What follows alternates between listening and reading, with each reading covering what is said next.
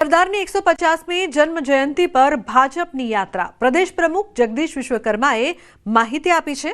ભાજપમાં બે ભાગમાં યાત્રાનું આયોજન કરવામાં આવશે। પહેલી યાત્રાની જૂનાગઢથી સીએમના હસ્તે શરૂઆત કરવામાં આવશે। 182 વિધાનસભામાં આ યાત્રા નીકળશે। 16 તારીખે નિકોલ, 17મીએ ઘાટલોડિયામાં યોજાશે। દરેક વિધાનસભા મુજબ 8 થી 10 કિલોમીટરનો રૂટ હશે। 151 જેટલા યુવાનો પદયાત્રામાં જોડાશે। ગામે ગામ યાત્રાનું સ્વાગત કરવામાં આવશે।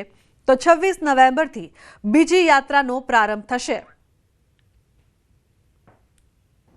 સમગ્ર દેશમાં દરેક લોકસભામાં મિનિમમ 3 યાત્રા નીકળવાની છે। ગુજરાતની અંદર વિશિષ્ટ આયોજન કરવામાં આવ્યું છે। માનનીય ભૂપેન્દ્રભાઈ પટેલ, આખું મંત્રીમંડળ,